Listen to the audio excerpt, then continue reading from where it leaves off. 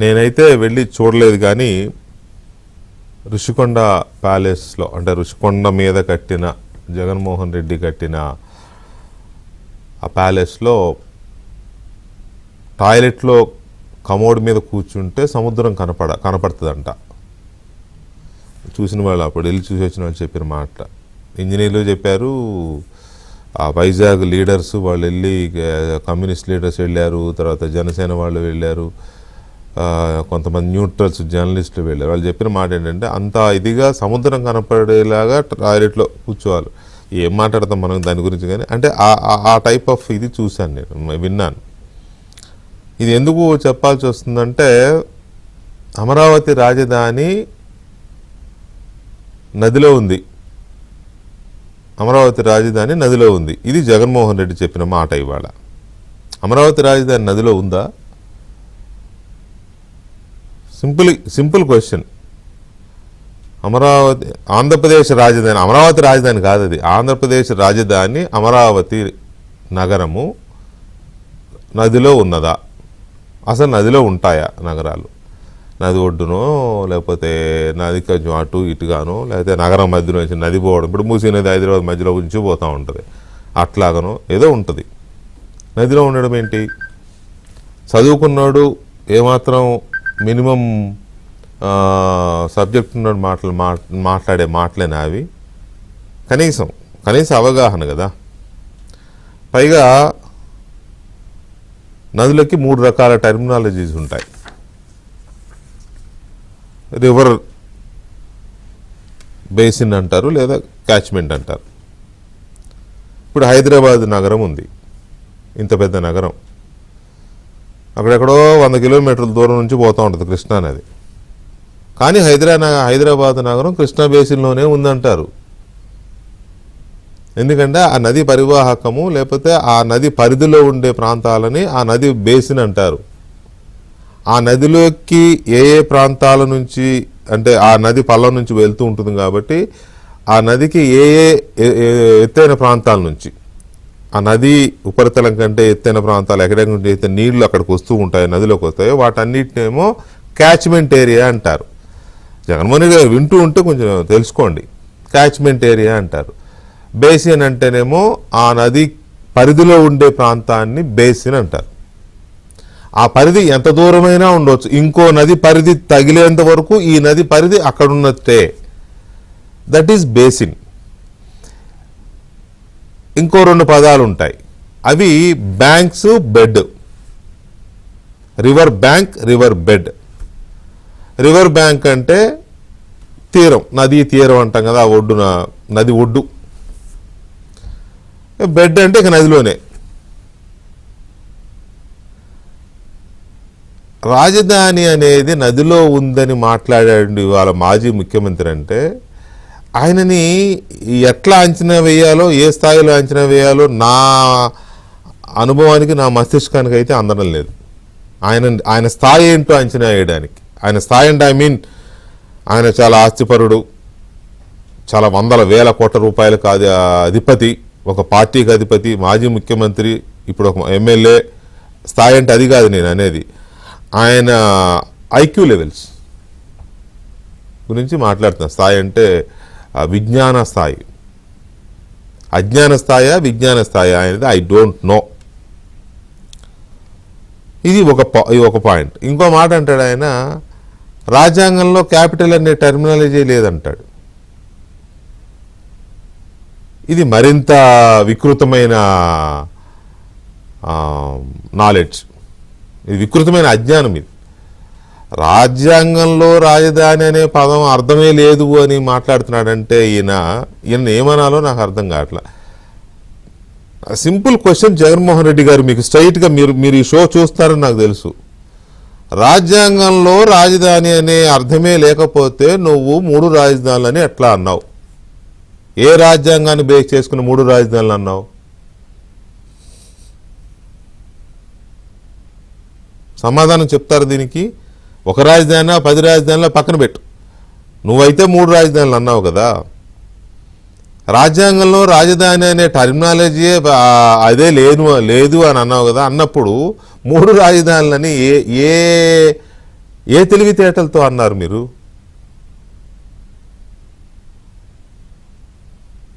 ఇది జనం ఆలోచించాలి, జగన్ ఆలోచించాలి.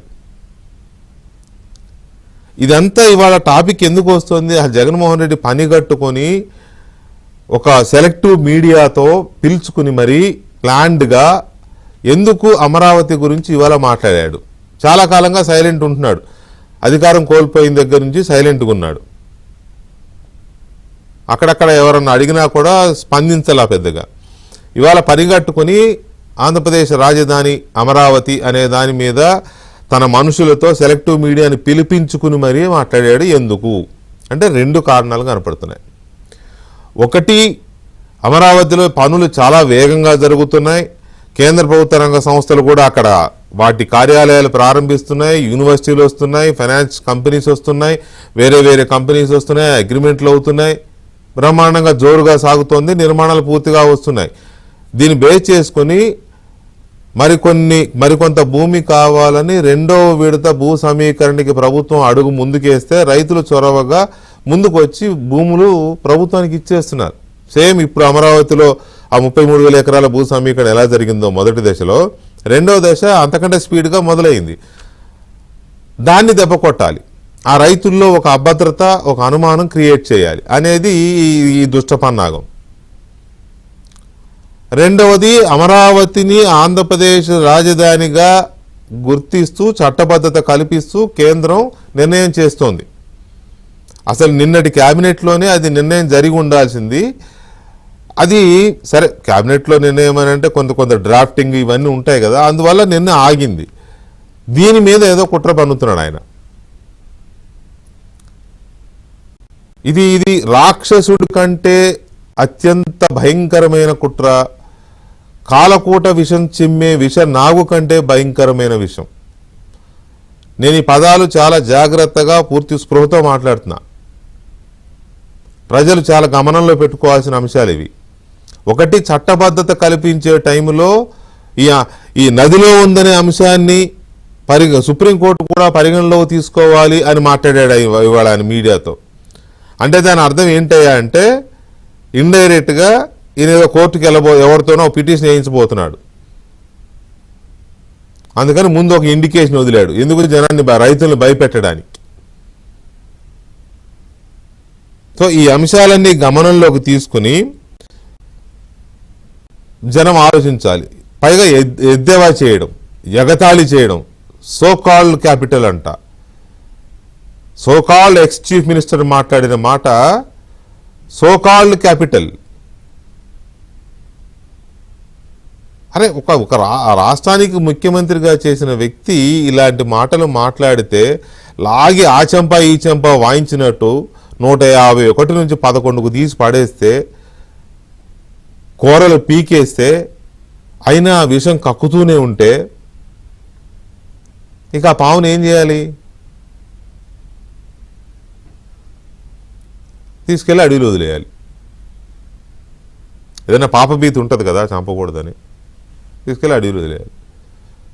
మీరు కూరలు బీకేశారు, అయినా ఆయన ఆలోచనలు, ఆయన విధానాలు మారలేదు.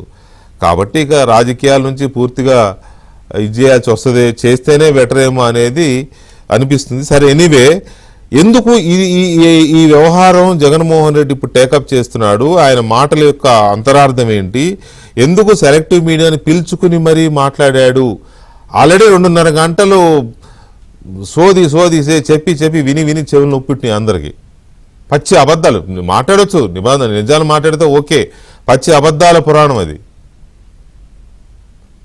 అది అయిపోయినాక మళ్ళీ సెలెక్టివ్గా పిలుచుకుని ఇంగ్లీష్లో, ఇక ఆయన ఇంగ్లీష్ మాట్లాడితే మనకు తెలుసు కదా ఎంత ఫేస్ అపియరెన్సెస్ మారిపోతుంటాయో, ఎక్స్ప్రెషన్స్ మారిపోతుంటాయో. మనతో డిబేట్లో రవిచంద్రారెడ్డి గారు బీజేపీ అధికార ప్రతినిధి, అలాగే అప్పసాని రాజేష్ గారు రాజకీయ విశ్లేషకులు, అండ్ మహాసేన రాజేష్ గారు తెలుగుదేశం పార్టీ అధికార ప్రతినిధి, అండ్ పోతుల బాలకోటే గారు బహుజన జేఏసీ అధ్యక్షులు, సామాజిక సంక్షేమ మండలి కార్పొరేషన్ చైర్మన్ పోతుల బాలకోటే గారు, అండ్ అమరావతి దళిత జేఏసీ అధ్యక్షులు చిలక బసవయ్య గారు మనతో చర్చలో పాల్గొంటున్నారు. ముందుగా బసవయ్య గారు నమస్తే.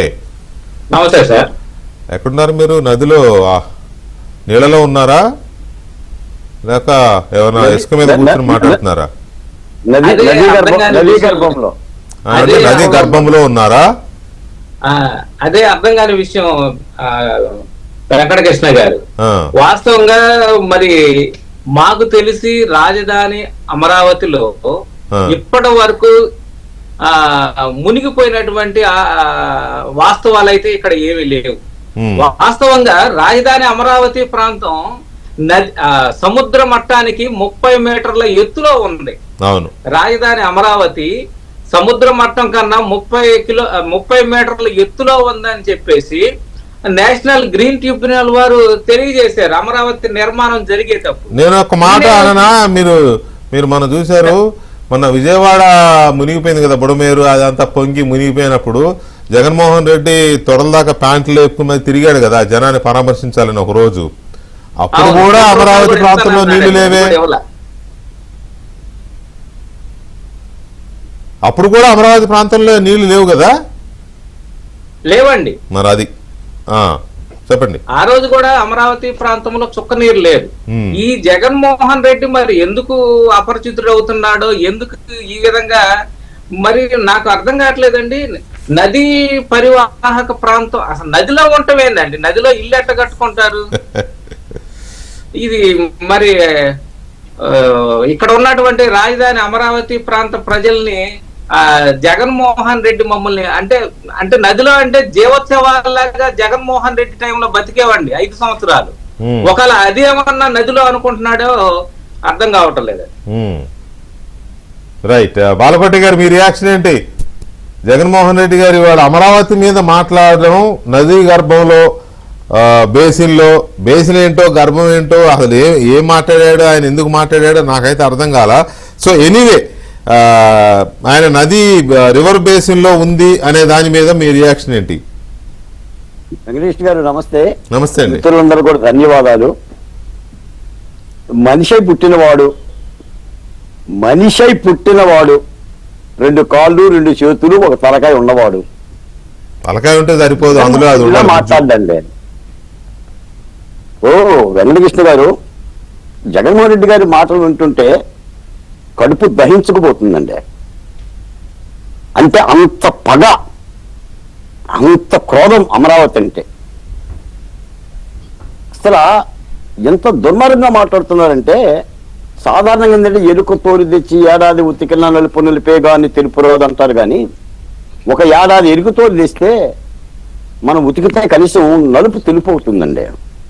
కానీ జగన్మోహన్ రెడ్డి గారికి ప్రజాక్షేత్రంలో ప్రజలు ఈడ్చిదనినా లాడిదనినా 11కు కుదేలు చేసిన నీ 3 రాజధానులు వెనకబెట్టుకోరా బాబు అని చెప్పిన సిగ్గు రావట్లేదండి. సిగ్గు రావట్లా. ఎక్కడో దిక్కుమాల దక్షిణాఫ్రికా అని చెప్పి నదీ గర్భంలో కట్టడాలు కడతారండి. తాడేపల్లి కొంప ఎక్కడుందండి? నదీ గర్భంలో ఉందా? అమరావతి రైతులు ఏడుస్తున్నారా? ఎంత దుర్మార్గమైన మాట అండి. దెయ్యాలు కూడా సిగ్గుపడతాయి కదా సార్ ఈ మాట ఇంటే. నీ 5 ఏళ్ల పరిపాలన కాలంలో అమరావతి రైతులు నవ్వారా, ఏడ్చారా? ఏడ్పించావా, నవ్వించావా? అసలు అమరావతి నామస్మరణ చేయడానికి అర్హత ఎక్కడుందండి జగన్మోహన్ రెడ్డి గారికి? ఎంత దుర్మార్గం అండి. కాంట్రాక్టులు డబ్బులు ఎగ్గొట్టావు, అడ్వాన్స్ ఇవ్వమంటే ఇవ్వలేదు, పారిపోయారు, సీడ్ యాక్సెస్ రోడ్లు తవ్వావు, చెట్టుకు నీళ్ళు పోయినా, ఒక్క చెట్టుకు నీళ్ళు పోయినా. అదే రాజధానిలో ఉన్నావు, చంద్రబాబు నాయుడు కట్టిన అసెంబ్లీలో ఉన్నావు, సచివాలయంలో ఉన్నావు, హైకోర్టులో ఉన్నావు, మళ్ళీ రాజధాని లేదు అని అంటున్నావు. తీసుకుంటుంది 7 గ్రామాల పరిధిలో 16,666 ఎకరాలు, మళ్ళీ 50,000 ఎకరాలు అంటున్నావు. అమరావతిలో ఏం జరగట్లేదు అంటున్నావు. అసలు నువ్వేం చేస్తావని అమరావతికి ఏం పెట్టావని? అసలు ఇంత దుర్మార్గం అండి, ఇంత దుర్మార్గమా, ఇంత నీచాతి నీచమా? నేను ఆ మాట చెప్తాను సార్. సాధారణంగా కుటుంబంలో తండ్రి కొడుకును చూడకపోయినా, కొడుకు తండ్రి చూడకపోయినా పరస్పరం ఎదురుపడ్డప్పుడు సిగ్గుతో తలదించుకుంటాడండి కొడుకు. అరే ఏంట్రా మీ నాన్న వస్తుంటే వెళ్ళిపోతున్నావంటే, మా నాన్నకి నేను తోడుగా లేను అని మానవ బంధాల్లో ఆ బంధం ఉంటుందండి. అసలు అమరావతిలో ఎట్లా ఉంటున్నాడండి? అమరావతి తాడేపల్లి కొంపలో నువ్వు ఎలా నివాసం ఉంటున్నావు? నీ నాయకులు ఎలా మీరు పిలిపిస్తున్నావు? ఉండనెత్తున్నారు కాబట్టి ఉంటున్నాడు. మరి సిగ్గైతే ఆ నేల మీద మీరు నడుస్తుంటే ఉండేస్తున్నారు కాబట్టి ఉంటున్నారు సార్. అసలు అమరావతిలో నివాసం ఉండే అర్హత ఎక్కడుందండి ఈయనకి? సార్ వెంకటకృష్ణ గారు, ఇదే డిబేట్లలో బసవయ్య గారు కానీ, అప్పసాని గారు కానీ, నేను కానీ, మీరు కానీ ఎన్ని రేయంబగళ్ళు ఏడ్చామో. రాజధాని రైతుల కంటనీటికి కనీసమైన పరామర్శ దిక్కులేక ఒక దుర్మార్గమైన పరిపాలన చవిచూపి, అయినా ఒక మాట సార్, ప్రజాక్షేత్రంలో తీర్పు ఎవరు చెప్పాలంటే ప్రజలు చెప్తారు. నువ్వు 3 రాజధానులతో అని చెప్పేసరి లగెత్తికెళ్ళావు, సిద్ధం అన్నావు, లుంగీలు పైకెత్తనన్నావు, చొక్కాలు పైకెత్తనన్నావు. ప్రజలు ఏం చేశారు? అయ్యా 3 వద్దు అయ్యా, ఈ రాష్ట్రానికి ఒక రాజధాని ఉంటే చాలు, అది అమరావతి ఉంటే చాలు అని తీర్పు చెప్పారు. ఇంతకంటే ఎవరు చెప్తారండి? న్యాయస్థానాలు చెప్పినాయి, అమరావతి ఉద్యమాలు చెప్పినాయి, 3 ప్రాంతాల ప్రజలు చెప్పినాయి. ఇంక ఎవరు చెప్పాలండి జగన్మోహన్ రెడ్డి గారికి? వాళ్ళ నాన్న రాజశేఖర రెడ్డి గారికి దిగొచ్చి చెప్పాలా, లేదా ఈయన గురువు శుక్రాచార్యుడు కేసీఆర్ చెప్పాలా? ఏంటి సార్ ఈ విభజన రేఖలో? కేసీఆర్ కూడా కాదండి, కేసీఆర్ కూడా చాలా అద్భుతమైన రాజధాని, ఈశాన్యం వల్ల నది ప్రవాహం ఉంది అని చెప్పేసి అన్నాడు. కానీ ఆయన కూడా నది గర్భంలో ఉందని చెప్పలే. తర్వాత ఏదో అన్నాడులే కోపంతో డెడ్ అసెట్ అని. కానీ నదీ ప్రవాహం ఈశాన్యం మీదుగా వెళ్తుంది, అద్భుతమైన రాజధాని అవుతుంది. నేను కూడా ఒక 500 కోట్లు ఇద్దాం అనుకున్నా కానీ ప్రైమ్ మినిస్టర్ ఏం తేలేదు, నేను ఇస్తే బాగోదు ఫీల్ అవుతాడని ఇవ్వలేదని చెప్పాడు. సరే ఎనీవే, ఒక్క నిమిషం బాలకోటి గారు, ఒక్క మాట చాలా ఉంది ఇంకా అప్పుడేనా? ఇది కాదు, ఇది కర్నూలులో కట్టిన గుడారాల రాజధాని కాదు. ఇది అమరావతి రాష్ట్ర రాజధానికి అక్షయ పాత్ర. అమరావతి రాజధాని ఎప్పుడో పూర్తయింది. ఇప్పుడు అమరావతిలో అభివృద్ధి కోణం జరుగుతుంది, అభివృద్ధి పనులు జరుగుతుంది. రైట్. అప్సాని రాజేష్ గారు, జగన్మోహన్ రెడ్డి ఈ టైంలో ఈ కామెంట్ చేయడాన్ని కారణం ఏంటి? ముందుగా ప్యానెల్లో ఉన్న మిత్రులు, అలాగే ఏబిఎన్ వీక్షకులందరూ కూడా నమస్కారం. నమస్తే. గర్భాన మోసిన తల్లిని ఇంట్లో నుంచి గెంటేసిన ఆయన నదీ గర్భం గురించి మాట్లాడుతుంటే ఇవాళ రాష్ట్రం నవ్వుకుంటా ఉంది. ఇవాళ నదీ గర్భం గురించి ప్రస్తావిస్తున్న జగన్మోహన్ రెడ్డి గారు అసలు దేన్ని నదీ గర్భం అంటారో మొట్టమొదటి ఆయన క్లారిఫై చేయాలి. ఎందుకంటే ఇప్పుడు కృష్ణానదికి కుడి చేతి పక్కన ఒక కరకట్ట ఉంది, ఎడం చేతి పక్కన ఒక కరకట్ట ఉంది. కరకట్టకు లోపు కట్టిన ప్రజావేదికని నదీ గర్భంలో ఉంది అని చెప్పని గతంలో అతను కూల్చివేయించాడు. ఇవాళ రాజధాని నిర్మాణం జరుగుతూ ఉంది కరకట్టకు వెలుపల. కరకట్టకు వెలుపల చేసే నిర్మాణాలు నదీ గర్భంలో ఉండే పని అయితే మరి విజయవాడ నగరాన్ని కూడా కూల్చేపిస్తాడా? విజయవాడ నగరం కూడా కరకట్టకు ఆనుకునే ఉందిగా. ఇప్పుడు సరిగ్గా ఇప్పుడు రాజధాని నిర్మాణం జరుగుతున్న ప్రాంతానికి ఎగ్జాక్ట్గా ఆపోజిట్ వైపు గొల్లపూడి, భవానీపురం ఉన్నాయి కదా, వాటిని కూడా కూల్చేయిస్తాడా? అలా కూల్చేయించే పని అయితే కరకట్ట నుంచి ఎంత దూరం వరకు నదీ గర్భంగా పరిగణిస్తారు? ఇప్పుడు సోదరుడు బాలకోట ప్రస్తావించినట్టుగా తాడేపల్లి ఈ ఇల్లు కరకట్ట నుంచి ఎంత దూరంలో ఉంది? హైదరాబాద్లో లోటస్ పాండ్ ఒడ్డునే ఉన్న ఆయన ఇల్లు లోటస్ పాండ్ గట్టి నుంచి ఎంత దూరంలో ఉంది? మరి అది కూడా చెరువు గర్భంగానే పరిగణించి ఆ ఇల్లు కూడా కూల్చేసేయాలా? ఆయన వరద వస్తుందనే కదా 100 మీటర్ల ఎత్తున ఇనుప కంచె వేసుకున్నాడు ఇంటికి. అంటే వాళ్ళ ఇనప కంచెలు వరదన ఆపుతాయా? కాబట్టి ఏంటంటే ఇక్కడ ఒక అసంబద్ధమైన అవగాహన రాజ్య ప్రస్తావన తెస్తా ఉన్నాడు. మీరు గమనించుకుంటే మనకి ఒక సామెత ఉంది, చెరపకరా చెడేవు అని చెప్పని.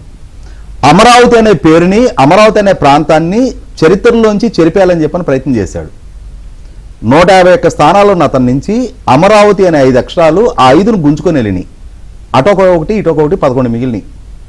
అయినా సరే అతను ఒక్కసారి కూడా పునఃసమీక్ష చేసుకోవటంలా ఈ మధ్యకాలంలో సజ్జల రామకృష్ణారెడ్డి గారు కానీ కొందరు వైసీపీ నాయకులు అంబటి రాంబాబు గారు, బొత్స సత్యనారాయణ గారు లాంటి వాళ్ళు కూడా అమరావతి రాజధాని కాదని మేము అంటం లేదు అని చెప్పని కొంతవరకు మాట్లాడినప్పుడు ఓకే, ఒకవేళ ఏదైనా వాళ్ళు అంతర్గతంగా మాట్లాడుకుంటున్నారేమో, ఒకేసారి జగన్మోహన్ రెడ్డి గారు బయటపడి చెప్పడానికి కొంత ఇగువ అడ్డు వస్తుందేమో, వాళ్ళ నాయకుల ద్వారా అమరావతికి అంగీకారం తెలియజేస్తున్నట్టున్నారని చెప్పని మనం అనుకున్నాం. కానీ మళ్ళీ గంగ పూర్తిగా చంద్రముఖిగా మారినట్టు ఇవాళ కొద్దిగా వాళ్ళ ద్వారా కొద్దిగా ఏదైనా పరివర్తన చెందుతాడేమో అని అనుకుంటున్న ఆ నమ్మకాన్ని కూడా ఇవాళ పోగొడతా. మళ్ళీ నా విధానం ఇదే, నేను పట్టిందే అంటే నేను చెప్పిందే శాసనం, నేను నంది అంటే నంది, పంది అంటే పంది అనే విధానాన్ని అవలంబిస్తా, నేను చెప్పిందే మీరు వినాలి, సుప్రీంకోర్టు దృష్టికి తీసుకెళ్లాలంటున్నాడండి. సుప్రీంకోర్టు దృష్టికి తీసుకెళ్లే పని అయితే సుప్రీంకోర్టు దీని గురించి పరిగణనలోకి తీసుకోవాలి అని అంటే మరి మొట్టమొదట ఇందాక నేను ప్రస్తావించిన అంశం, కరకట్టకి అవతల వైపున విజయవాడ నగరం ఉందిగా. ఇప్పుడు విజయవాడ బస్ స్టాండ్ ఎక్కడుందండి? కరకట్ట నుంచి ఎంత దూరంలో ఉంటుంది బస్ స్టాండ్? కృష్ణలంక, రామలింగేశ్వరపేట ఇవి ఎక్కడ ఉంటాయి? అవన్నీ కూడా కూల్చేస్తారా? మరి ఏం మాట్లాడుతున్నాడు ఇతను? ఇప్పుడు కరకట్ట మీద ఉన్న నివాసాలని తొలగించి అక్కడ ఒక కాంక్రీట్ వాల్ కట్టారు వరద నివారించడం కోసం. 100% వాళ్ళకి ఆ ప్రమాదం ఉంటుంది కాబట్టి వాళ్ళని తొలగించారంటే అర్థం ఉంది. ఇవాళ కరకట్ట నుంచి ఈ నీళ్ళు ఎంత దూరంలో ఉంటుంది? ఈ నీళ్లు దాటినా కూడా విల్లా కమ్యూనిటీస్ ఇవన్నీ ఉన్నాయి అక్కడ. ఇప్పటికీ 100 మంది అక్కడ నివాసాలు ఉంటున్నారుగా. అంటే వాళ్ళందరూ అంటే నివాస ప్రాంతాల్లో ఉంటున్నట్టు కాదా? నదీ గర్భంలో ఉంటున్నట్ట? ఇప్పుడు ఈ నీళ్లు కూడా నదీ గర్భంలో. అసలు సింపుల్, ఇంత అవసరంలా. ఈయనేం పెద్ద శాస్త్రం మొత్తాన్ని అవపోసన పట్టిన ఆర్కియాలజిస్టా లేకపోతే కాంట్రాక్టరా? లేకపోతే కాంట్రాక్టర్ అయ్యి ఉండొచ్చులే కానీ ఇంజనీర్ కాదు కదా. అవి అన్నీ చేసింది, డిజైన్ చేసింది అంతా పేరెన్నిగా ఉన్న ఇంజనీర్లు. వాళ్ళకి తెలియదా ఎక్కడ కట్టాలి, ఎంత లోతులో పునాది? ఇవాళ మాస్టర్ ప్లాన్ ఆమోదం పొందిన తర్వాత, ఆ మాస్టర్ ప్లాన్ నోటిఫై అయిన తర్వాత, ఆ మాస్టర్ ప్లాన్ బేస్ చేసుకుని ప్రపంచ బ్యాంకు, ఏషియన్ డెవలప్మెంట్ బ్యాంక్ లాంటి, హడ్కో లాంటి సంస్థలు లోన్స్ ఇస్తున్న తర్వాత వాళ్ళకి అంటే అది నివాస ప్రాంతం అవునా కాదా, ముంపు ప్రాంతం అవునా కాదా? ఇందాక మీరు ప్రస్తావించినట్టే highest flood, second highest flood last 100 years లో 11,41,000 క్యూసెక్ల వరద వచ్చింది. అటువంటి వరద వచ్చినప్పుడు కూడా ముంపు నాకు ఆశ్చర్యం వేస్తుంది. అదే ఈయన ప్యాంట్ ఇక్కడ దాకా తీసుకుని ఒక్కరోజే తిరిగాడు. ₹1,00,000 ప్రకటించిన ₹1,00,000 ఎక్కడ ఉన్నాయో కూడా నాకు తెలియదు. ఇచ్చినట్టు నేను ఎక్కడ చూడలేదు. పాల ప్యాకెట్లు, బ్రెడ్లు పంచారంట అని చెప్పారు వాళ్ళు. ₹1,00,000 పాల ప్యాకెట్లు ఆయన పంచేది ఏంది? సో ఇక్కడ రవిచంద్ర రెడ్డి గారు ఏమైంది సార్ మీ మ్యాజిక్కి? సార్ నమస్కారం. మీకు వెంకటకృష్ణ గారు, మీకు అప్సాన్ రాజేష్ గారికి, బాలకోటే గారికి, రాజేష్ గారికి, మరి దళిత సేన బసవయ్య గారికి అందరికీ నమస్కారం. అలాగే ఏబిఎన్ ప్రేక్షకులందరూ నమస్కారం. మీరు ఒక మంచి మాట అన్నారు ఇప్పుడు, మీ మాజికి అని. కరెక్ట్. ఎందుకంటే నేను అక్కడుండి దగ్గరుండి కరుడుగట్టిన భావజాలం ఎలా ఉంటుందో పూర్తిగా చూసి వచ్చిన వాడిని. అవన్నీ అటువైపున ఉన్నప్పుడు వైఎస్ఆర్సీపీ తరఫున ప్రత్యక్షంగా నేనే మాట్లాడాను, రాజధానికి అగ్నిస్ట్గా మాట్లాడాను. తర్వాత పార్టీ వదిలిన తర్వాత రాజధాని రైతులకు కూడా క్షమాపణ చెప్పాను, మీ సెంటిమెంట్లు గౌరవించలేదని. కానీ నేను ఒకటే అనేది, ఎందుకు ఈరోజు అమరావతి గురించి మాట్లాడాల్సి వచ్చింది? దీని వెనక ఏమి స్వార్థం వచ్చింది? ఎందుకు ఈరోజు అనేక అంశాల మాటన ఈ అమరావతి గురించి అంటే కరెంటు తీగ మీద బట్టలు ఆరేయకూడదు సార్, షాక్ కొడుతుందన్న జ్ఞానం ఉండాలి. ఇప్పుడు లైవ్ వైర్ లాగా అమరావతి పనులు వేగవంతంగా జరుగుతున్నాయి. ఇప్పటికే రాష్ట్రం విడిపోయి 12 సంవత్సరాలు అయింది. ఈ 12 సంవత్సరాల కాలంలో హైదరాబాద్ ఎటు నుంచో ఎటో పరుగులు తీస్తూ ఇంటర్నేషనల్ సిటీగా గుర్తింపు పొందే స్థితిలోకి వెళ్ళిపోతుంటే, మన ఆంధ్రప్రదేశ్లో ఒక సమగ్రమైన రాజధానిని ఏర్పాటు చేసుకోవడం కోసం ఇప్పటికైనా వేగంగా అడుగులు పడుతూ ఫైనాన్షియల్ ఇన్స్టిట్యూషన్స్ కానీ, మొన్న బ్యాంకులు కానీ, అనేక ఇండస్ట్రీలు కానీ, హాస్పిటాలిటీ రంగం కానీ, లేకపోతే ప్రతిదానికి విమర్శ చేసేటప్పుడు రాష్ట్ర హితం ఏంటి, రాష్ట్ర హితం గురించి ఫస్ట్ ఆలోచించాలి. రాష్ట్ర స్థాయిలో నాయకత్వం వహించాలనుకుంటున్న వాళ్ళు ఎవరైనా కూడా రాష్ట్ర హితం ఆలోచించాలి. దాన్ని మరీ విడ్డూరంగా రాజు ఎక్కడుంటే అదే రాజధాని. ఇప్పుడు రాజధాని అనే పదమే రాజ్యాంగంలో లేదంటే ఈ మాటలు నా మీద రాజద్రోహం కేసు పెట్టారు సార్. కాదు, రాజధాని అనే పదమే రాజ్యాంగంలో లేదంటే రాజుల కాలం నుంచి వచ్చిన ఆచారం హస్తినాపురం గురించి మర్చిపోయారా, లేకపోతే చరిత్ర తెలీదా? ప్రతి రాజుకి ఒక రాజధాని ఉండేది. మరి రాజుల కాలం నుంచి వచ్చింది, రాజ్యాంగం అమలైన తర్వాత రాజధాని లేదా? ఏ స్టేట్కి క్యాపిటల్ సిటీ లేదా? మరి బెంగళూరు కర్ణాటకకి ఏమొద్ది, జైపూర్ రాజస్థాన్కి ఏమొద్ది, ఢిల్లీ దేశ రాజధాని కాకుండా పోద్దా? అసలు రాజధాని అనే పదమే అర్ధరహితం అని రాశారంటే నిజంగా రాజకీయ దురంధరులు, వైసీపీలో దొంగలు ఎవరైతే ఉన్నారో వాళ్ళ గురించి నేను లోతుకు పోను. ఎందుకంటే ప్రతిసారి వాళ్ళ పేర్లు చెప్పి వాళ్ళకి నేను పబ్లిసిటీ ఇదలుచుకోలే. వాళ్ళు మిడిమిడి జ్ఞానంతో కాదు, ఇంటెన్షనల్గా రాసే పదాలు ఒక్కటి కూడా అచ్చులు మారకుండా, హల్లులు మారకుండా, బట్టి పట్టకుండా కనీసం అవే పదాలు వల్లిస్తున్నప్పుడు ట్రోలింగ్ కి తప్ప అన్పాపులర్ చేయడానికి 100% నేను 3 ప్రెస్ మీట్లు 100% దురంధర్ అనే పదం వాడా. దురంధర్ అంటే అక్కడి నుంచి వచ్చిన స్పై లీడర్ కూర్చోన్నారు. అంటే ఎందుకు వాడానంటే ఈ మాట 3 ప్రెస్ మీట్లు ఉదాహరిస్తాను నేను. లాస్ట్ టైం 2.5 hours ఇచ్చిన ప్రెస్ మీట్ కానీ, అంతకుముందు ఇచ్చిన ప్రెస్ మీట్ కానీ, మొదటి ప్రెస్ మీట్లో చూద్దాం. దాంట్లో లడ్డూకి సంబంధించిన దాంట్లో నివేదిక వచ్చింది. ఈరోజు కల్తీ జరిగినట్టు నిర్ధారణ అవుతుందని ప్రాథమిక నివేదిక ఏదైతే వచ్చిందో దానికి రాసిచ్చిన స్క్రిప్ట్ ఆ దగుల్బాజీలు ఏం రాశారంటే, ఆవు గడ్డి తింటే దాంట్లో పెస్టిసైడ్స్ కొట్టుంటాయంట. ఆ పెస్టిసైడ్ పాల ద్వారా వచ్చి దాని ద్వారా వెన్నలోకి వచ్చి వెన్న నుంచి నెయ్యిలోకి మారి నెయ్యి లడ్డులో పోయినప్పుడు కల్తీ జరిగింది. ఏమన్నా దాన్ని ఒక మాజీ ముఖ్యమంత్రి మాట్లాడే మాటలు వాడి ఆ యదవులు రాస్తే నువ్వేంటి చదువుతా? నో కాదు సార్, మీరు అన్నట్టుగానే ఇంకొక అద్భుతమైన లాజిక్ ఏం చెప్పారంటే వాళ్ళు, ఆవుకి సరిపడా మేత దొరకనప్పుడు ఆవు శరీరంలో ఉన్న కొవ్వే కరిగి పాల రూపంలో అద్భుతం. నేను అనేది అడుగు రాశారు సార్, ఆ రాయడం కాదు, ఆ పదాలు మార్చకుండా కనీసం సొంతగా కొంచెమైనా విఘ్నత అనేది లేకుండా ప్రిపేర్ కాకుండా వచ్చి ఆ పేపర్లు ఇలా ఇలా ఇలా ఇలా చూసుకో అక్షరం పుల్లపోకుండా చదివి అపాస్పాలు కావడం ఎందుకు? దానికి పోయి మాట్లాడుకుని ఉండడం మంచిది. ఎందుకంటే తిట్టేవాడు రోజు తిడితే కానీ నాకు నిద్ర రాదన్నట్టుంది ఈ వ్యవహారం. బాగా గడ్డి పెట్టాలి, తిట్టాలి, నన్ను ట్రోల్ చేయాలి, అప్పుడే నన్ను మర్చిపోకుండా ఉంటారని ఫ్రీ పబ్లిసిటీ కోసం ఏదన్నా చేస్తున్నట్టుంది. రెండో అంశం, మొన్న 2.5 గంట గొప్ప ప్రెస్ మీట్. ఎందుకు ప్రెస్ మీట్ పెట్టాడో 2.5 గంట పెట్టేదాన్ని ప్రెస్ మీట్ అంటారా, కహానీలు చెప్పడం అంటారా, లేకపోతే ఏమంటారో నాకే తెలియదు. కానీ ఆ దురంధర్లు రాసిన దాంట్లో ఇంకొక అద్భుతం ఆణిముత్యం. $9 దొంగతనం పెద్దదా? ఏం 72,000 కదా. అంటే ఒక మనిషిని చంపేస్తే అది బ్లేడ్ తో చంపినట్టే, వేట గొడవలతో చంపినట్టే. డాలర్ ఖరీదు ఎంత? కరెక్టే సార్, కానీ నేను అనేది ఏంటంటే $9 72,000 అంటే $80 లెక్కేసుకొని చెప్పినట్టున్నాడు. సరే చెప్పాడు, అది రాసిన దురంధర్లే ఈ స్క్రిప్ట్ కూడా రాశారు. ఇతనికి అవగాహన లేదు సార్, మా మాజీకి అవగాహన లేదు, ఆంతర్యం తెలీదు. ఇచ్చిన స్క్రిప్ట్ బట్టి పట్టకుండా అలా వచ్చి అప్పటికప్పుడు చదవడం వల్ల వచ్చే దుర్మార్గమైన కథనంలో బలిపశు ఎవరు? దీనివల్ల 4 వచ్చి జమ కొడతారనే ప్రజాకర్షణ ఉన్న నాయకుడు కాస్త నవ్వుల పాలైపోయి అసలుకి మామూలుగా దేనికి పనికిరాడుతున్నా కాడికి ముద్ర వేస్తున్నారంటే అసలు ఇంటి దొంగలను పట్టుకోలేని వాళ్ళు రాజకీయం ఎందుకు సార్? అంతేకాదు, ముఖ్యంగా ఈ రోజు అమరావతి గురించి మాట్లాడిన అంశంలో సీరియస్నెస్ ఉంది. ఈ రోజు పనులు జరుగుతున్నాయి, వేగంగా జరుగుతున్నాయి. ముఖ్యంగా నరేంద్ర మోడీ గారు 2వ సారి వచ్చి ఆశీర్వదించారు. కేంద్రం నుంచి సంపూర్ణమైన సహకారం ఉంది, కేంద్రం నుంచి ఫండింగ్ ఉంది. దాంతో పాటు అనేక రకాల బ్యాంకులతో పాటు నేను ఇందాక చెప్పా, అనేక ఫైనాన్షియల్ ఇన్స్టిట్యూషన్స్ వేగవంతంగా పనులు జరగాలని కోరుకుంటూ రాజధానిని అభివృద్ధి చేయాలి. ఔటర్ రింగ్ రోడ్డు గురించి, దాని గురించి అన్ని రకాల ప్రోగ్రామ్స్ ఏవైతే ఉన్నాయో మరి వీటిలన్నింటినీ దెబ్బ కొట్టడం వల్ల తమ పాత మిత్రులైన తెలంగాణ రాజకీయ నాయకులైన మరి కేసీఆర్ వాళ్ళు సంకల్పించినట్టు ఫ్యూచర్ సిటీ అనో, రేవంత్ రెడ్డి సంకల్పించినట్టు ఫ్యూచర్ సిటీ కోసమో, ఒక ఫైనాన్షియల్ డిస్ట్రిక్ట్ కోసమో, ముఖ్యంగా హైదరాబాద్ ని అభివృద్ధి చేసే కార్యక్రమం కోసం ఏమైనా అమరావతిని డైలమాలో పెట్టాలా? ఇంత చీప్ టెక్నిక్స్, ఇంత చీప్ టాక్టిక్స్, ఇంత చీప్ పాలిటిక్స్ ఎందుకు ప్లే చేస్తున్నాడు ఈయన? జనం తిరస్కరించిన తర్వాత కూడా నీ ఐడియాలజీ, నీ 3 ముక్కలాట ఇవి మాకు సరిపడవు, నువ్వు పద్ధతి మార్చుకో అని చెప్పిన తర్వాత కూడా ఆయన మళ్ళీ ఈ పాట, ఈ పల్లవి ఎందుకు ఎత్తుకున్నాడు? అసలు ఇప్పుడున్న సందర్భం ఏంటి? ఏ ఉద్దేశంతో ఆయన ఎత్తుకున్నాడు? అసలేం మాట్లాడాడు? ఇది కూడా మాట్లాడదాం. రాజేష్ గారు నమస్తే. నమస్తే.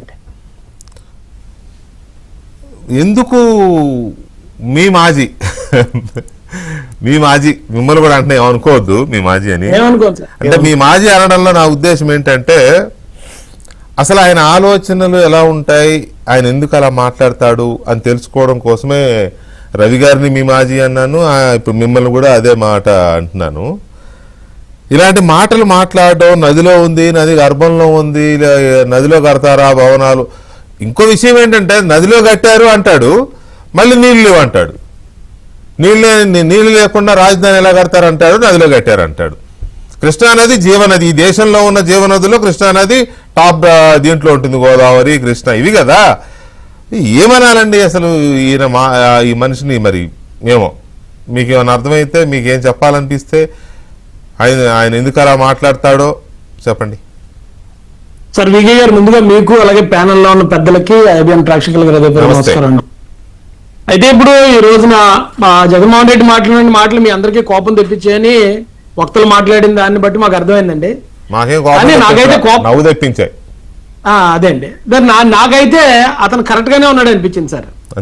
ఎందుకు అనిపించింది అంటే అండి, అతని ప్రత్యర్థిగా తెలుగుదేశం పార్టీ కార్యకర్తగా దుర్మార్గుడైన మా ప్రత్యర్థి ఎంత అజ్ఞానంతో ఉంటే అంత మంచిదండి ఈ రాష్ట్రానికి, ఎన్ని పొరపాట్లు చేస్తే అంత మంచిదండి ఈ రాష్ట్రానికి.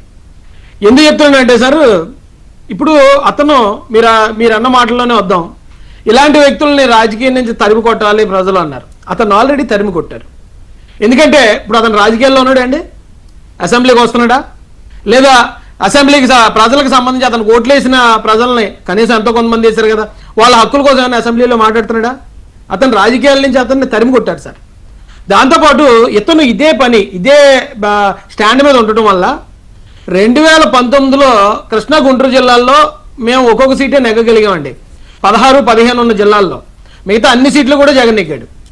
అలాగే వైజాగ్ ప్రాంతంలో కానీ కర్నూలు ప్రాంతంలో కానీ జగన్కి చాలా సీట్లు ఆ రోజున ప్రజలు గెలిపించారు. ఎందుకంటే ఎలక్షన్కి ముందు లేదు నేను అమరావతికి కట్టుబడి ఉన్నాను, రాజధాని రాష్ట్రానికి రాజధాని కావాల్సిందే, ఇంకా ఎక్కువ భూములు కావాలి అవసరం అయితే అని చెప్పి అతను కట్టుబడి ఉన్నానని చెప్పిన అబద్ధాన్ని నమ్మిన ప్రజలు మొత్తం రాష్ట్ర వ్యాప్తంగా ముఖ్యంగా కృష్ణా గుంటూరు జిల్లాల్లో విపరీతమైన మెజారిటీతో గెలిపించారు సార్. ఏ రోజైతే అతను గెలిచిన తర్వాత ఇతను అజ్ఞానాన్ని ప్రదర్శించడం మొదలుపెట్టాడు, 3 క్యాపిటల్స్ అంటాం కానీ, లేదా అసలు రాజధాని ఇక్కడ అమరావతిలో ఉండటం కరెక్ట్ కాదు, ఇది కమరావతి అనే కులానికి ఆపాదించడం కానీ, అతను చేసిన పొరపాట్ల వల్లే కృష్ణా గుంటూరులో మరి కనీసం ఒక్కొక్క సీట్ అనేది నెగ్గడం లేదు నాకు డౌట్ అండి. ఇతను వైజాగ్ ప్రాంత ప్రజల్ని అలాగే కర్నూలు ప్రాంత ప్రజలను కూడా రెచ్చగొట్టాడండి. అక్కడే ఉండాలా, ఇది మధ్యాంధ్రలోనే ఉండాలా, మనకు రాకూడదా రాజధానిలో అని చెప్పి వీళ్ళు వెళ్ళి అక్కడ పెయిడ్ మీటింగ్లు కూడా కండక్ట్ చేశారు సార్. కానీ ఆంధ్ర ప్రజలు ఎంతో తెలివైన వాళ్ళు అంటే అటు వైజాగ్లోనూ ఇతను తరిమి కొట్టారు, కర్నూలులో కూడా తరిమి కొట్టారు సార్, అతను సొంత ప్రాంతమైన రాయలసీమలో. అంటే ప్రజలు అంత క్లియర్గా ఉన్నారు. జగన్మోహన్ రెడ్డి ఈ స్టాండ్ మీద ఉన్నంతకాలం ఈ రాష్ట్రానికి మేలు జరుగుతుందండి. అతను అలాగే మాట్లాడినవ్వండి, అతను అలాగే విమర్శించనివ్వండి. ఇప్పుడు మీలాంటి పెద్దలు తెలివైన వాళ్ళు అందరూ లేదు జగన్ అలా మాట్లాడకూడదు, ఇక్కడ ఈ ప్రపంచ చరిత్రే మనది సింధు నాగరికత అండి, అతి పురాతనమైన నాగరికత. సింధు నాగరికత అని మన పేరు ఎందుకు వచ్చింది? సింధు నది పరివాహక ప్రాంతంలో ఉంది కాబట్టి. నైలు నది పరివాహక ప్రాంతంలో ఈజిప్టు ఆ నాగరికత మొదలైంది. అలాగే అమెజాన్ నది ప్రాంతంలో ప్రతి నాగరికత కూడా నది పరివాహక ప్రాంతంలో మొదలవుతాయండి. అంటే ఎక్కడ నీరు సమృద్ధిగా ఉంటుందో అక్కడి నుంచే నాగరికతలు మొదలైన చరిత్ర మంది. ఆ విషయం పాపం ఈ 10th లో ఫస్ట్ క్లాసు, ఇంటర్లో ఫస్ట్ క్లాసు, డిగ్రీలో ఫస్ట్ క్లాస్ స్టూడెంట్స్కి తెలియదు కాబట్టి అతని అజ్ఞానం ఈ రాష్ట్రానికి మేలు చేస్తుంది. ఈసారి ఎక్కడో కానీ మన్మధుడైన సినిమాలో ఒక డైలాగ్ ఉంటుంది సార్, నాగార్జున గారు అంటారు ఆ నది వెళ్తుంటే నాకు నీళ్ళు అంటే భయం అంటాడు. బ్రహ్మానందం గారు పక్కనే ఉండి అంటారు నీళ్ళు అంటే ప్యారిస్ వాళ్ళకి కూడా భయమే, అందుకే అక్కడ బ్రిడ్జ్ కట్టారు. అలాగే అమరావతిలో నీ ర్యాగింగ్ మామూలే లేదు మిత్రమే వాళ్ళు. కానీ కాదు సార్, అతను అలాగే ఉంచాను సార్. దయచేసి మీలాంటి మేధావులందరికీ హృదయపూర్వక కోరుకునేది ఏంటంటే అతను అదే అజ్ఞానంతో కొనసాగినవ్వండి. ఎందుకంటే అతను కూడా కొంచెం తెలివిగా మాట్లాడడం, లేకపోతే ప్రజలకు అనుకూలంగా లేకపోతే ప్రజా శ్రేయస్ కోసం మాట్లాడడం మొదలు పెట్టాడు అనుకోండి, మళ్ళీ ప్రజలు కొద్దో గొప్ప అతను నమ్మే ఇది ఉంటుంది. అతను చాలా క్లియర్గా ముందు వద్దు రాజధాని అన్నాడు సార్ 14లో, కానీ 19 ఎలక్షన్ ముందు కావాలన్నాడు. మళ్ళీ అది అయిపోయిన తర్వాత లేదు 3 రాజధానులు అన్నాడు. ఆ తర్వాత ఈ రాజధాని రైతులు చేసే పోరాటం మీద చాలా దారుణంగా ఘోరాతి ఘోరంగా అంటే ఒక దుర్యోధన కౌరవ సభలో కూడా అంత అవమానం జరగలేదు సార్. అంత అవమానం మన అక్క చెల్లెళ్ళకి, మన రైతులకి, మన మహిళా రైతులకి జరిగింది. అది జగనే చేయించాడు. అవమానం ఏంటి రాజేష్ గారు? మీ ఊళ్ళోనే కదా, మీ ఊరు పక్కన రాజమండ్రి, మీ ఊరు దగ్గరే కదా. రాజమండ్రిలో పెట్రోల్ ప్యాకెట్లు ఇస్తారు కదా మహిళల మీద, తగలబెట్టి నిలువున తగలబెట్టి చంపేయడానికి. సార్ వాళ్ళ మీద ఇసిరిన ఆ మురికి నీళ్లు కానీ ఆ పెట్రోల్ ప్యాకెట్లు కానీ అది ఒక ఎత్తు అయితే సార్, వాళ్ళు ఆల్రెడీ ఈ రాష్ట్రం కోసం భూములు త్యాగం చేసి ఈ రాష్ట్రం కోసం నిలబడదామని వచ్చిన మహిళా రైతులు సార్, వాళ్ళ శీలాలు కించపరుస్తూ వీళ్ళు చేసిన ఆ రోజు ఆ స్టేట్మెంట్లు ఏవైతే ఉన్నాయో అదే ఈ రోజున జగన్మోహన్ రెడ్డిని రాజకీయాలను తరిమి కొట్టింది సార్. అయినా మారలేదుగా సార్. పుట్టుకతో వచ్చింది పొడగలతో పోతుంది అంటారు సార్. అతను అలాగే ఉండమండి సార్, అతను మారొద్దు, అతను అలాగే ఉండాలి. అతని అజ్ఞానం ప్రజలు అర్థం చేసుకోవాలి. ఇక 29, 34 మనం ఎలక్షన్లు మారుతానే ఉంటాయి. ఇటువైపు చంద్రబాబు నాయుడు గారు 5.0, 6.0 అని నెంబర్ పెరుగుతూనే ఉంటది. అతను మాత్రం అలాగే ఉంటాడు. దయచేసి అతను అలాగే కొనసాగించండి సార్. రైట్ బసవయ్య గారు, ఇక్కడ అయిపోయిన తర్వాత దాదాపు 2-2.5 గంటలు ప్రెస్ మీట్ అయిపోయిన తర్వాత ఏదో రాయలసీమ ఇరిగేషన్ అని, భోగాపురం ఎయిర్పోర్ట్ అని ఇంకేదో మొత్తం మీద మాట్లాడేసి అంతా అయిపోయిన తర్వాత సెపరేట్గా అక్కడే అదే ప్లేస్లో కానీ సెపరేట్గా వాళ్ళ నేషనల్ మీడియా అంటే వాళ్ళకు అనుకూలమైన వాళ్ళని పిలుచుకుని ఇంగ్లీష్లో మాట్లాడాడు. ఇంగ్లీష్లో ఎందుకు మాట్లాడాడు అనేది క్లియర్. అదేదో రైతులకి అర్థం కాకుండా ఉండడానికి కోసమని కాదు. ఇది ఇంగ్లీష్లో మాట్లాడాలి. పైగా ఏఎన్ఐ లాంటి నేషనల్ న్యూస్ ఏజెన్సీ ఉంది కాబట్టి ఇది నేషనల్ మీడియాకి వెళ్ళాలి. ఇప్పుడు అక్కడ ఏదో చట్టబద్ధత కల్పించే ప్రయత్నాలు జరుగుతున్నాయి కదా కేంద్రం దగ్గర, కేంద్ర మంత్రివర్గంలో. అది ప్లస్ సుప్రీంకోర్టు కూడా పరిగణలోకి తీసుకోవాలి ఈ అంశాలని అన్నాడు. ఏది నదిలో ఉందని, నది బేసిన్లో ఉందని ఆయనకి తెలియదు, ఎక్కడుందో క్లారిటీ లేదు. ఎవడో చెప్పాడు మాట్లాడమని, ఆయన మాట్లాడేశాడు. అది ఇంగ్లీష్లో మాట్లాడడం వల్ల ఏంటంటే నేషనల్ లెవెల్లో మళ్ళొక్కసారి దీన్ని ఇష్యూ చేయాలి అనే కుట్ర ఏదో చేస్తున్నట్టుగా అనిపిస్తోంది. మీకేమనిపిస్తుంది? జేఏసీగా దళిత జేఏసీ మొదటి నుంచి పోరాటం చేస్తున్నారు కదా. అవును, ఇక్కడ ఒకటండి, ఏదైతే ఈ రోజున 2వ దశ ల్యాండ్ పూలింగ్ అనేది ప్రారంభం అవుతుంది. 2వ దశ ల్యాండ్ పూలింగ్ అనేది అమరావతి మండలంలో, ఇక్కడ తుళ్ళూరు మండలంలో కొన్ని గ్రామాలకి రాజధాని కోసం అని చెప్పేసి భూ సమీకరణ కింద భూమిని తీసుకుంటున్నారు. అయితే అక్కడ రైతులందరూ కూడా బ్యాండ్ మేళాలతో బాంబులు పేల్చుకుంటూ మేము సంతోషంగా రాజధానికి భూములు ఇస్తున్నాము, మేము ఇస్తాము అని చెప్పేసి రైతులందరూ కూడా ముందుకొచ్చి ల్యాండ్ పూలింగ్ కి ఇవ్వడానికి సిద్ధంగా ఉన్నారు. అయితే దీన్ని ఏ విధంగా చెడగొట్టాలి, దీన్ని ఏ విధంగా నాశనం చేయాలనే దురుద్దేశంతో అక్కడ రైతులు భూములు ఇవ్వకోకుండా చెడగొట్టాలనే దురుద్దేశంతోనే జగన్మోహన్ రెడ్డి ఈ రోజు ప్రెస్ మీట్ పెట్టాడు. ఇన్ని రోజులు ఎందుకని కూర్చున్నావు, ఎందుకని ఖాళీగా ఉన్నావు, ఎందుకని నువ్వు ఈ రోజు వరకు ఇక్కడ రివర్ బేసిన్ రాజధాని అమరావతి నిర్మిస్తున్నారని చెప్పలేకపోయావు? మరి ఆ రివర్ బేసిన్ లో నువ్వు ఈ 5 సంవత్సరాలు నువ్వు పరిపాలన చేసావా? ఈ 5 సంవత్సరాలు కూడా నువ్వు అక్కడ ఉంది దానిలోనే ఉన్నావా? ఇక్కడ ఒక విషయం వెంకటకృష్ణ గారు, అసలు రాజధాని అనే పదం లేదన్నప్పుడు నువ్వు 3 క్యాపిటల్స్ అని ఎందుకు అన్నావు? అంటే ఈ 5 సంవత్సరాలు ప్రజల్ని పిచ్చివాళ్ళని చేసావా? అంటే నీకెటు పిచ్చి ఇంకా చేసావా అని మీకు డౌట్ ఉందా? చేశాడండి, చేశాడు. 3 రాజధానులు చెప్పి 3 ప్రాంతాలని రెచ్చగొట్టాలని చూశాడు. జనం అర్థం చేసుకుని 3 చోట్ల చెంపదెబ్బలేశారు. అవునండి, మరి ఈ జగన్మోహన్ రెడ్డి ఇక్కడ 3 రాజధానులు అని చెప్పాడు. సరే, నువ్వు 2015లో మంగళగిరి, గుంటూరు పరిసర ప్రాంతాల్లోనే రాజధాని పెట్టాలని నువ్వు చెప్పలేకపోయావా? ఆ రోజు అసెంబ్లీలో నువ్వు ప్రతిపక్షంగా ఉన్నప్పుడు నారా చంద్రబాబు నాయుడు గారు రాజధాని అమరావతిని ఇక్కడ నిర్మించుకుందామని నువ్వు పలికినప్పుడు నువ్వు కూడా 3 సార్లు ఎస్ ఇక్కడే ఉండాలి, ఎస్ ఇక్కడే ఉండాలి, ఎస్ ఇక్కడే ఉండాలి, ఇక్కడే కాదు ఇంకా అవసరమైతే ఇంకా ల్యాండ్ పూలింగ్ పెంచుకోవాలని నువ్వే చెప్పావు కదా. మరి ఈ మాటలన్నీ మర్చిపోయాడా లేకపోతే ఏంటనేది అర్థం కావట్లేదు వెంకటకృష్ణ గారు. ఇక్కడ ఏంటంటే నిజంగా జగన్మోహన్ రెడ్డికి రైతులంటే గాని ఆంధ్రప్రదేశ్ రాష్ట్ర ప్రజలంటే గాని ప్రేమ లేదండి. ఆ జగన్మోహన్ రెడ్డి వైఎస్ఆర్ అని పార్టీ పెట్టుకున్నాడు, శ్రామిక రైతు పార్టీ అని. ఆ రైతు సంక్షేమం నిజంగా నీకు కావాలి తెలుసుకోవాలని అంటే నువ్వు కూడా వచ్చి ఇక్కడ ల్యాండ్ పూలింగ్ జరుగుతుంది, దీనివల్ల లాభం ఎంత, రైతులకు నష్టం ఎంత, అలా కాదు ఇంకొద్దిగా ప్యాకేజ్ ఇస్తే బాగుంటుంది లేదా ఇంకొద్దిగా చేస్తే బాగుంటుందని రైతు గురించి నువ్వు ఎందుకు ఆలోచించట్లేదు?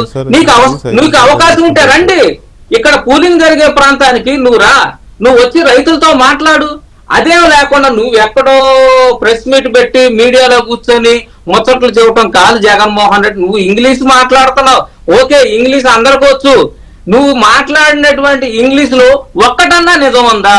నువ్వు పలికినటువంటి ఆ అన్ని మాటల్లో ఒక్కటి కూడా నిజం లేదండి. ఇక్కడ ఏంటంటే ఒకటి ప్రజల్ని రైతుల్ని భ్రైభాంతులు చేయటానికి ఒకటండి, రైతులు భూములు ఇస్తున్నారు, సంతోషంగా ఇస్తున్నారు, దాన్ని ఏ విధంగా కొల్లేయాలి, ఏ విధంగా చెడగొట్టాలి. ఈ రాజధానికి రేపు చట్టబద్ధత జరుగుతుంది, రేపు చట్టబద్ధత అక్కడ జరిగితే మాకు పనే ఉండదు, ఇక్కడ కూర్చొని ఖాళీగా పేలా లేపుకోవటమే. కాబట్టి మనం ఏదో ఒకటి చేయాలి, ఏదో ఒక పుల్ల పెట్టాలనే ఉద్దేశంతోనే ఈ రోజు జగన్మోహన్ రెడ్డి. బాలకోటయ్య గారు, ఇప్పుడు ఒకటి క్లియర్ అండి, ఈయన పనిగట్టుకుని ఇవాళ మాట్లాడడం వెనుక ఏదో కుట్ర ఉంది, అది అందులో సందేహం లేదు, అది దట్ ఈజ్ క్లియర్. అదేంటి, మనకి ఇప్పుడు మన ముందున్న మన కళ్ళ ముందు కనపడుతున్నవి రెండే.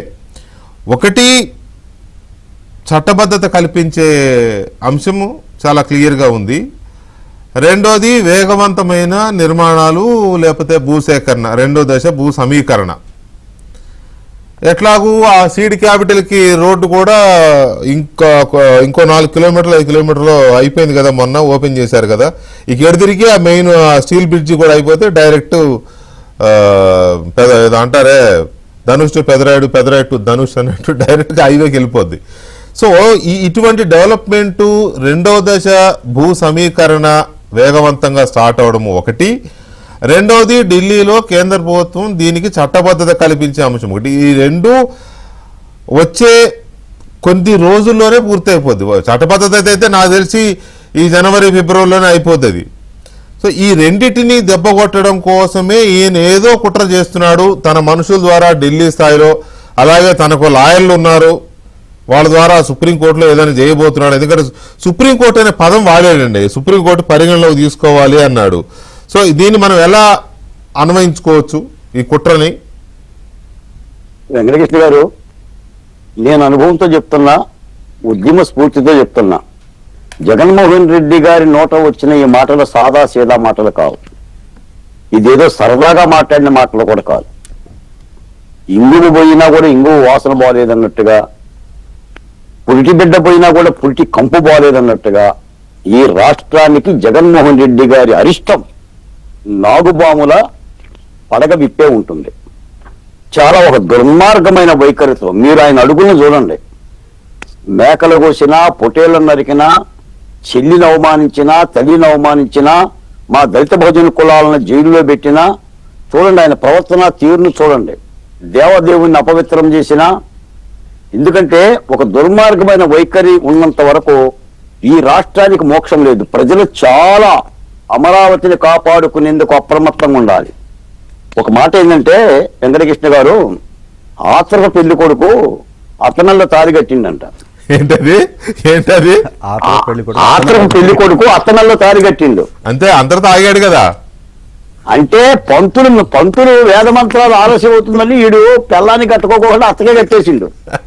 జగన్మోహన్ రెడ్డి గారికి తాడి పెట్టి ఎవరు కట్టాలో తెలియదు.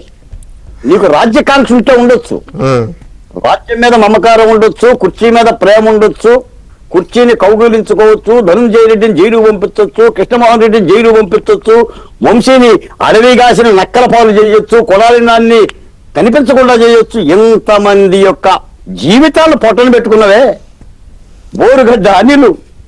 అసలు ఒకడైతే సార్, నేను మాట చెప్తున్నా, ఇందాక అన్నారు రామచంద్రాపురం పాదయాత్రకి వెళ్తుంటే నేను ఉన్నాను రాజమండ్రిలో, మీరే డిబేట్ పెట్టారు అక్కడ. ఈ పాదయాత్ర పూర్తయ్యే లోపు, అంటే అరసవల్లి లోపల పాదయాత్రలో పాల్గొన్న మహిళలందరూ గర్భధారణ అవుతారు అన్న ఒక ఎమ్మెల్సీ పెళ్ళాం బిడ్డలను వదిలేసి నిలువు బొట్టు పెట్టుకొని ప్రియురాలతో డాన్స్ చేసుకుని వీడియోలు చేసుకుంటున్నాడు. ఆ సూర్య భగవానుడు శపించిన శాపం అది.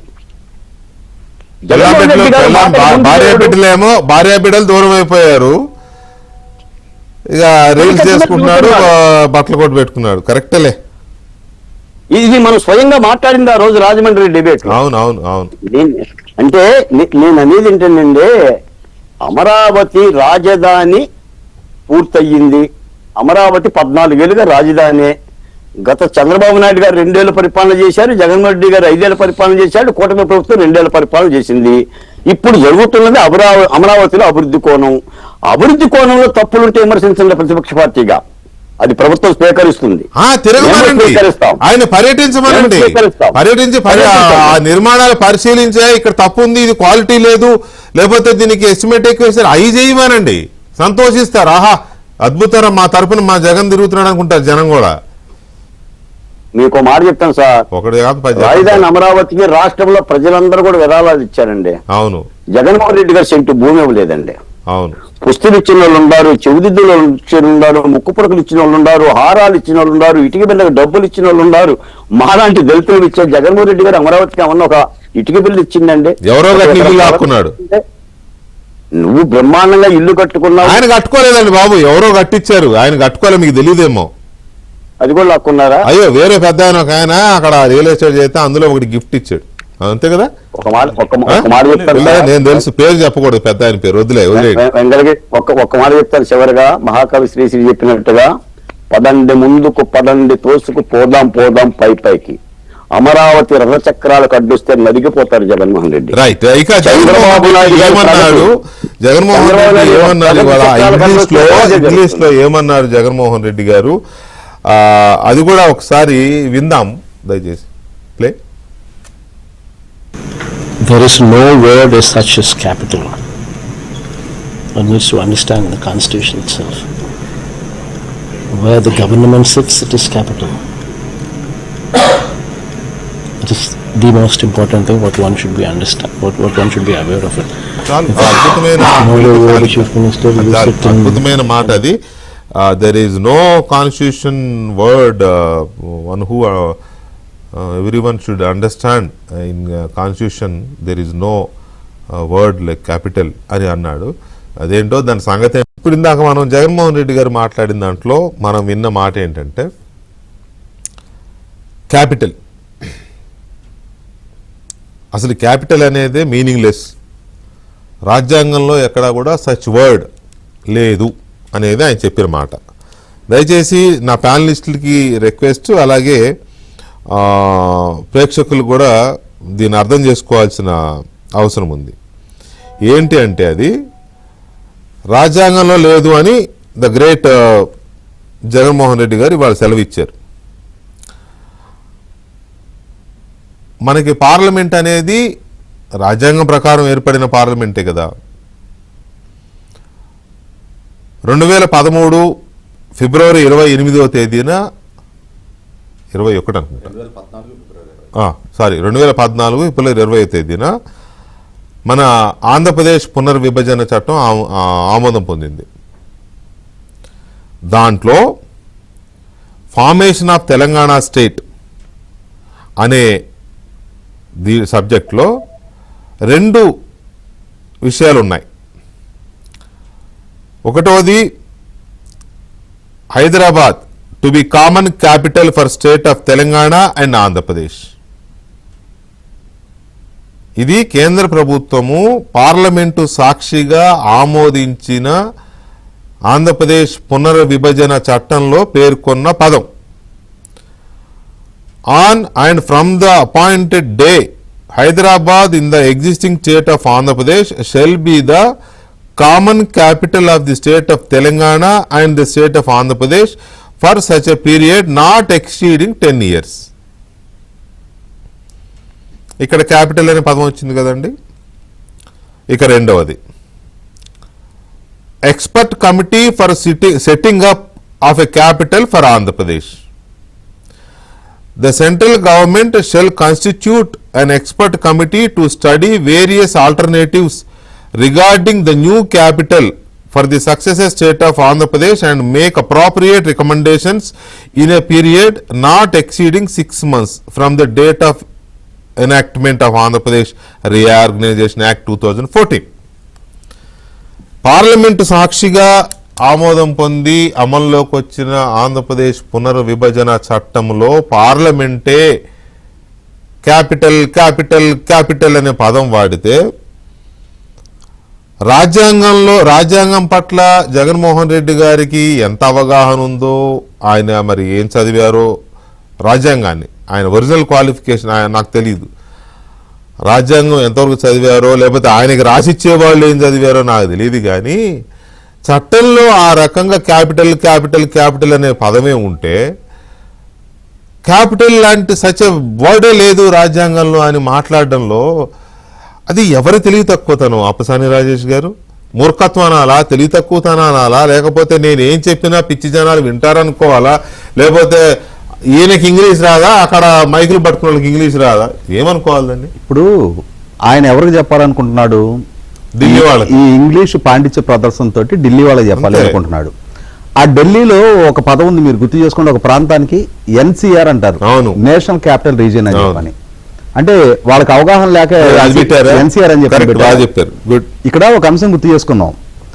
ఈయన ఈ ఇంగ్లీష్ మీడియాతో మాట్లాడి ఈయన పాండిత్య ప్రదర్శన చేస్తున్నాడు. కానీ ఈయన పాండిత్య ప్రదర్శన ఏంటి అనేది 2024 జూలైలో ఈయన ఢిల్లీలో ఒక ధర్నా పెట్టాడు.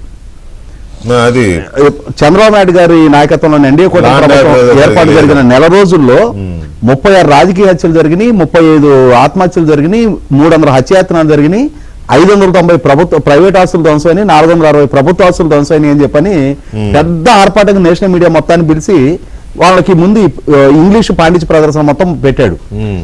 ఒక్క విలేకరు ఒక్క మాట అడిగాడు, can you specify the names of those who deceased అని అడిగాడు. ఇక అప్పుడు తట్టపట్ట సర్దుకొని తిరుగుటప్పలో హైదరాబాద్ అమరావతి వచ్చేసాడు.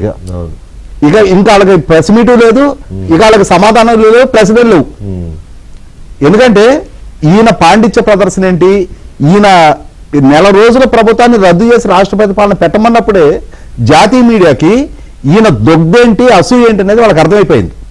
కాబట్టి ఇవాళ జాతీయ మీడియాతో ఆయన ఈ సుప్రీంకోర్టు అంశాన్ని ప్రస్తావించడానికి కూడా ఒక కారణం ఏంటి అంటే, ఈ అంశంలో నేను ప్రభుత్వానికి కూడా సూచన చేయదలుచుకున్నా. 2022 మార్చి 3వ తారీఖు రోజు ఆంధ్రప్రదేశ్ రాష్ట్ర హైకోర్టు ఒక తీర్పు ఇచ్చింది, అమరావతి మాత్రమే ఏకైక రాజధాని అని చెప్పని. ఆంధ్రప్రదేశ్ రాష్ట్ర శాసనసభకి ఈ రాజధాని విషయంలో లెజిస్లేషన్ చేసే అధికారం కూడా లేదు అని 2022 మార్చి 3వ తారీఖు రోజు ఒక విస్పష్ట తీర్పు ఇవ్వడం జరిగింది. దాని మీద రిట్ ఆఫ్ మ్యాండమస్ అమల్లో ఉంటుంది అని చెప్పారు. దీని మీద జగన్మోహన్ రెడ్డి గారు ఆ రోజున రాష్ట్ర ప్రభుత్వం తరఫున సుప్రీంకోర్టులో కేసు ఫైల్ చేస్తున్నాడు. నేను పదే ప్రభుత్వానికి సూచన చేస్తా ఉన్నా, సుప్రీంకోర్టులో రాష్ట్ర ప్రభుత్వం తరఫున ఫైల్ చేస్తున్న పిటిషన్ ని మీరు విత్డ్రా చేసుకోండి. ఏం అవసరం సుప్రీంకోర్టులో పిటిషన్? ఇవాళ ఆ పిటిషన్ ఉంది కాబట్టి ఇవాళ అతను సుప్రీంకోర్టు గురించి మాట్లాడుతున్నాడు.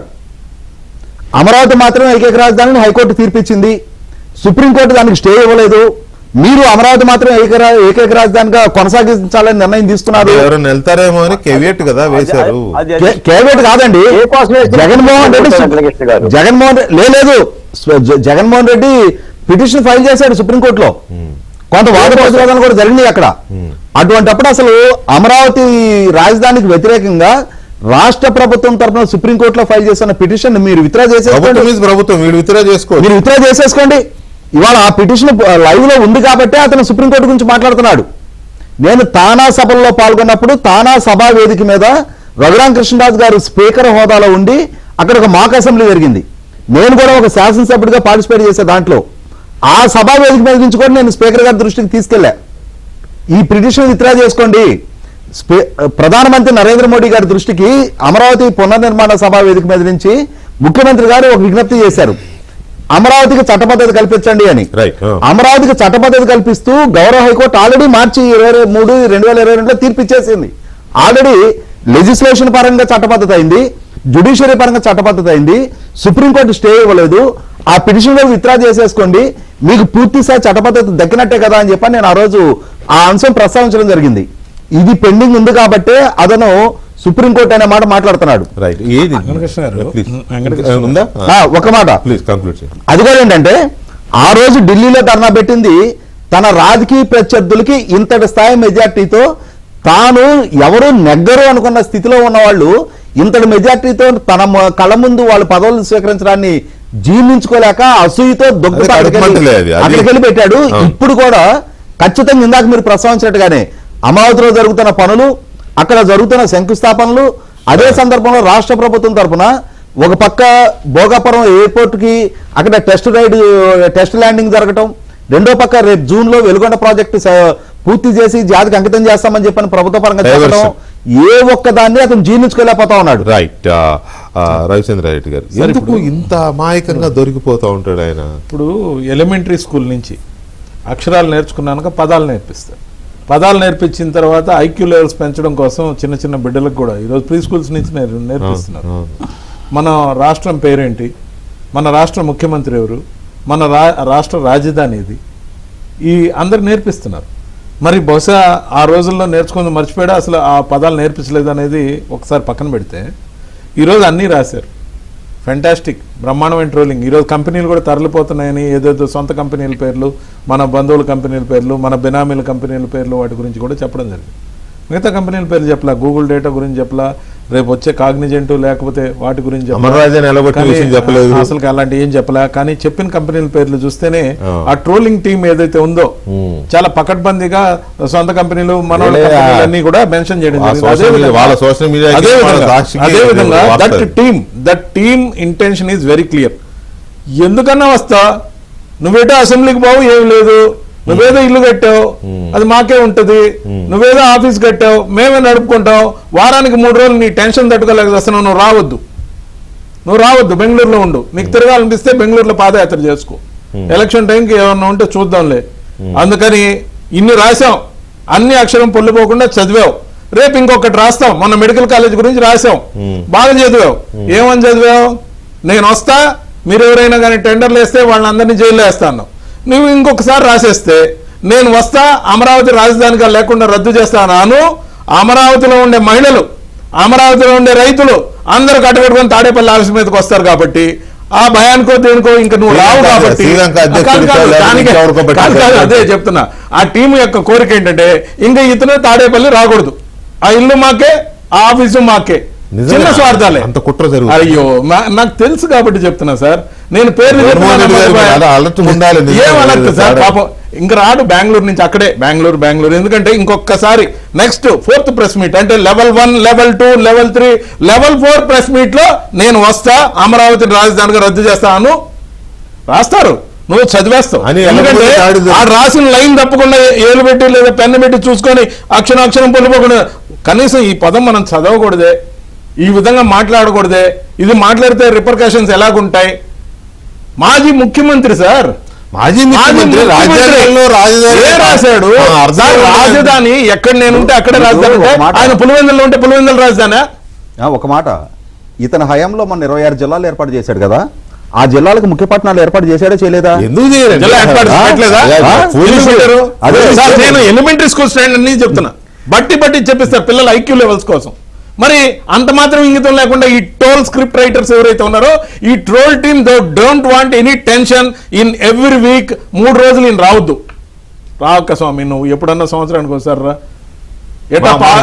ఆవిర్భావ దినోత్సవానికి కూడా రాడు, పార్టీ ఆవిర్భావ దినోత్సవానికి రాడు. దాని తర్వాత ఏ రిపబ్లిక్ డేనో లేకపోతే ఎప్పుడైనా బై ఛాన్స్ అక్కడ ఉంటే తప్ప. ఆగస్టు 15 మన జెండా ఎవరు ఎగరేశారండి పార్టీ ఆఫీస్ లో? సదరు పర్సనాలిటీ, సదర్ వర్సటైలిటీ ఏదైతే ఉందో మొత్తం అందరు కలిసి ఈ కుమ్మక్కు గ్యాంగ్ డర్టీ డజన్ ఉన్నారు అక్కడ, పేర్లు చెప్తే సస్తారు.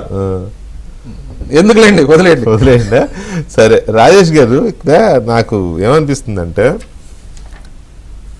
రాజధాని అనేది రాజ్యాంగంలో క్యాపిటల్ అనే అర్థమే లేదు అని ఎలా మాట్లాడాడో పాయింట్ అర్థం కాలేదు. పునర్విభజన చట్టం గురించి ప్రతిపక్ష నాయకుడుగా అసెంబ్లీలో మాట్లాడాడు, ముఖ్యమంత్రిగా అసెంబ్లీలో మాట్లాడాడు. క్యాపిటల్ అనే దాని గురించి ఇదే శ్రీకృష్ణ కమిటీ గురించో లేకపోతే శివరామకృష్ణ కమిటీ గురించో చాలా చర్చలు జరిగినాయి కదా అసెంబ్లీలో కూడా. అప్పుడు ఈయన కూడా పార్టిసిపేట్ చేశాడు కదా చర్చల్లో. అంత తెలిసిన వాడు రాజ్యాంగంలో క్యాపిటల్ అనే అర్థమే లేదు అని మాట్లాడి ఎందుకు అంత తెలివి తక్కువ అని పేరు తెచ్చుకుంటున్నాడు అనేది ఒకటి మనకు అర్థం కావట్లేదు. రెండవది, ఖచ్చితంగా కుట్ర జరుగుతుందండి, ఖచ్చితంగా ఏదో కుట్ర జరుగుతుంది. అక్షరాలు పరిశీలించండి, ఓకే, కానీ కుట్ర జరుగుతోంది దేని మీద? అమరావతి మీద. అమరావతి ప్రజల్ని రెచ్చగొట్టే కార్యక్రమం, ప్రజలకి నష్టం చేసే కార్యక్రమము, తద్వారా రాష్ట్రానికి నష్టం చేసే కార్యక్రమము, ప్రభుత్వానికి నష్టం చేసే కార్యక్రమము జరుగుతోంది. ఎందుకు ప్రభుత్వం ఈ కుట్ర చేస్తున్న ఈ వ్యక్తి మీద కానీ ఈయన అనుచరులు గణ మీద ఉంటుంది కదా గ్రూప్, ఎందుకు ప్రభుత్వం చర్యలు తీసుకోకూడదు? కేసులు పెట్టి రాజద్రోహమో ఏ ద్రోహమో మా మీద పెట్టారు కదా, మీ మీద కూడా ఉంది కదా, మరి అటు పెట్టచ్చు కదా. అది కదా అసలైన ద్రోహం అంటే ఇది కదా సార్. అన్నిటికీ టైం దగ్గరలోనే ఉందండి. అయితే జగన్మోహన్ రెడ్డి గారు అయితే ఈ రాష్ట్రం మీద, రాష్ట్ర ప్రజల మీద విపరీతమైన పగ పెంచుకున్నాడు సార్ మొన్న ఓటమితో.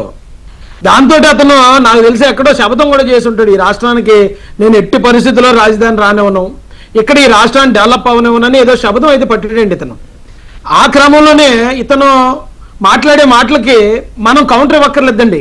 గతంలో అతను మాట్లాడిన మాటలే అతను ఇప్పుడు మాట్లాడే మాటలకు కౌంటర్ అయిపోతుంది. మీరు గతంలో మనం చూడండి, భోగాపురం ఎయిర్పోర్ట్ నేనే తీసుకొచ్చాను, దాని మొత్తం క్రెడిట్ నాకే కావాలన్నాడు. అది అంతకుముందు అతను మాట్లాడిన మాటలో అసలు ఇక్కడికి ఎర్ర బస్సే రాదు, ఎయిర్ బస్ ఎలా వస్తుందని అతని మాటలే ఇప్పుడు ఈ మాటలకి కౌంటర్గా మొత్తం ట్రోలింగ్ ఐటమ్ అయిపోయాడండి ఆయన. అలాగే ఇప్పుడు మీరు చూడండి, రాజధాని అనే పదవే లేదంటున్నాడు రాజ్యాంగంలో. ఇప్పుడు గతంలో అతను మాట్లాడిన మాటలే తీసుకుంటే 3 క్యాపిటల్స్ అంటాడు, సౌత్ ఆఫ్రికాలో 3 రాజధానులు ఉన్నాయి కదా, ఇక్కడ ఉంటే తప్పు ఏంటంటాడు. వైజాగ్ ఒక రాజధాని రావచ్చు, కర్నూలు ఒక రాజధాని అవ్వచ్చేమో అని కూడా అతనే అంటాడు. అంటే రాజధాని అనే పదాన్ని అతనే పదే పదే ఉత్తరించిన సందర్భాలు కొన్ని వందలు ఉన్నాయండి. మరి ఈ రోజు వచ్చి ఆ రాజధాని అనే పదమే రాజ్యాంగంలో లేదంటే ఇప్పుడు రవిచంద్ర రెడ్డి గారు చెప్పినట్టు కాంపిటేటివ్ ఎగ్జామ్ కి ప్రిపేర్ అయ్యే ప్రతి ఒక్కడికి ఈ దేశంలో 30 రాష్ట్రాల రాజధాని కండదా పట్టేసేవాళ్ళు. ఏది అడుగుతారో తెలియదు, ఏ రాష్ట్ర రాజధాని అడుగుతారో అని. అలా మీరు చెప్పినట్టు హైకోర్టు వారి దీనిలో రాజధాని అనే పదం వాడతారు, కేంద్ర ప్రభుత్వం ఇచ్చిన చట్టంలో రాజధాని అనేది అంటారు. ఈ ఫస్ట్ క్లాస్ స్టూడెంట్ ఒకటే మాత్రం వచ్చి ఇక్కడ రాజధాని అనే పదానికి అర్థం లేదని మొత్తం ఈ దేశానికి మళ్ళీ ఇంగ్లీష్లో చెప్పాడు ఈ పనోడు.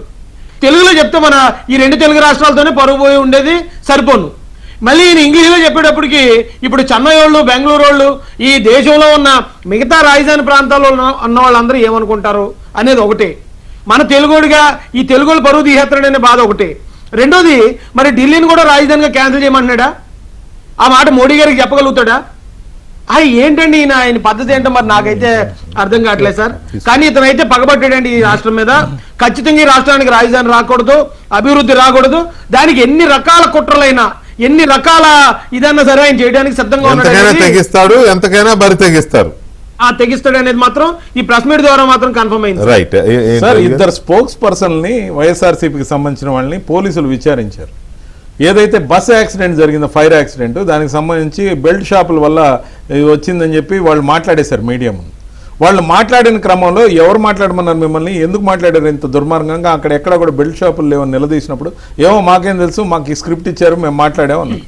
మరి ఆ స్క్రిప్ట్ ఇచ్చిన వాళ్ళకి సదరు పోలీస్ డిపార్ట్మెంట్ కర్నూలు నుంచి బయలుదేరి వైఎస్ఆర్సీపీ ఆఫీస్కి వెళ్ళి నోటీసులు ఇచ్చారు. ఆ నోటీసులు ఇచ్చిన కేసు కానీ ఆ రోజే గట్టిగా పట్టుంటే ఇటువంటి స్క్రిప్ట్లు రాకుండా ఉండే. ఇప్పటికైనా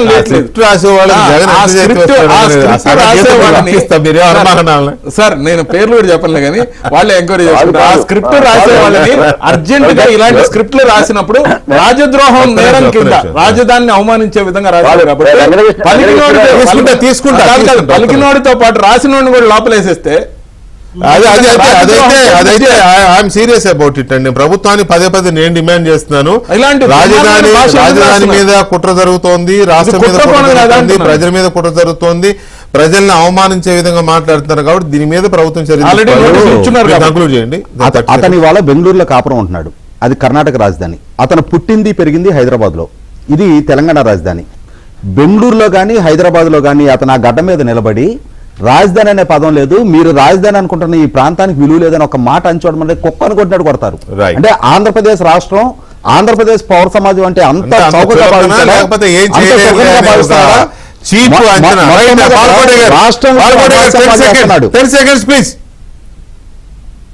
వెంకటేష్ గారు, ఇవాళ జరిగిన పాత్రికేయ సమావేశంలో భోగాపురం నుంచి నాంచారమ్మ గారిని కూడా పెట్టుకుని కూర్చోబెడితే బాగుండి, మాట్లాడితే బాగుండేదండి. Right, okay, right.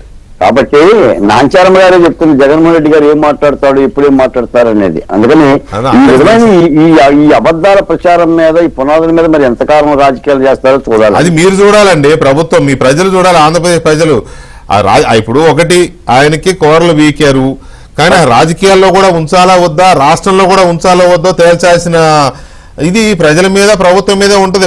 బసయ్య గారు 1 minute లో చెప్పండి ఏంటంటే, ఇప్పుడు ఇందాక రవిచంద్రారెడ్డి గారు అన్నట్టు ఆయన నెక్స్ట్ ప్రెస్ మీట్ వచ్చి నేను వస్తే మళ్ళీ అమరావతిని మార్చేస్తాను, లేకపోతే ఇంకోటి చేస్తాను, లేకపోతే కోర్టులో ఏదైనా కేసు రేపించి ఇది చేశాడు అనుకోండి, ఈసారి తాడేపల్లి వచ్చినప్పుడు మరి ఆయన కలిసి బతిమాలుకునే అవకాశం ఏమైనా ఉంటుందా? మీలాంటి వాళ్ళు వెళ్ళి మరి ఏం చేయమాకయ్యా మీకు పుణ్యం ఉంటుందని బతిమాలుకునే అవకాశం ఏమైనా ఉంటుందా? ఇక్కడ ఒకటండి, రిట్ ఆఫ్ మ్యాండమస్ అని ఒక తీర్పుని ఆ రోజున గౌరవ న్యాయమూర్తులు ఇచ్చారు. రిట్ ఆఫ్ మ్యాండమస్ ఇది కంటిన్యూస్ మ్యాండమస్. జగన్మోహన్ రెడ్డి కాదు, వాళ్ళ తాత ముత్తాతలు మళ్ళీ పుట్టి బతికి వచ్చినా గానీ రాజధాని అమరావతి అనేది ఎక్కడికి రాజారెడ్డి గారు ఎందుకులే మళ్ళీ పుట్టడం, మళ్ళీ మీరు అలాంటి కోరికలు ఏం పెట్టుకోకండి. అదేనండి, నేను ఈ సందర్భంగా ఇచ్చేటువంటి రైతులతో ఒక విజ్ఞప్తి చేస్తున్నాను. కొత్తగా ల్యాండ్ పూలింగ్ తీసుకోబోతున్నటువంటి గ్రామాలు ఏదైతే పెదకూరపాడు నియోజకవర్గంలో అమరావతి మండలంలో తీసుకోబోతున్నటువంటి గ్రామాల రైతులు చాలా సంతోషంగా ముందుకొచ్చారు, భూములు ఇస్తున్నారు. ఇక్కడ మీకన్నా ముందుగా అమరావతికి భూములు ఇచ్చిన రైతులుగా మేము ఎంతో ఆనందంగా ఉన్నాం, సంతోషంగా ఉన్నాం. ఇక్కడ రాజధాని అమరావతి నిర్మాణ పనులు శరవేగంగా జరుగుతున్నాయి. 1 సంవత్సరం 2 సంవత్సరాల్లో ఇక్కడ అమరావతి వైభవాన్ని జరుగుతుంది. అందుకే కదా వాళ్ళు కూడా చాలా స్పీడ్ గా ముందుకు వచ్చి ఇస్తున్నారు కదా. అది ఎలాగో జరుగుతూనే ఉంటుంది, అది ఎవరు ఆపలేదు. ఇక అయిపోయింది, అమరావతికి ఉన్న గ్రహణం పోయింది, 5 ఏళ్ల గ్రహణం వదిలిపోయింది, దాన్ని ఎవరు ఆపలేరులే. మీరేమి వర్రీ ఇవ్వాల్సిన అవసరం లేదు. కొత్తగా భూములు ఇస్తున్న రైతులు అసలు వర్రీ ఇవ్వాల్సిన అవసరం లేదు. ఇవన్నీ ఏంటంటే ఈ తాటాకు చప్పుళ్ళు. కాకపోతే ఏంటంటే ఈ తాటాకు చప్పుల మీద డిబేట్ ఎందుకు వెంకటకృష్ణ అని అడుగుతారు మళ్ళీ నన్ను. ఆ మాత్రం అవకాశం కూడా ఇవ్వకూడదు, ఇలా మాట్లాడకూడదు అనే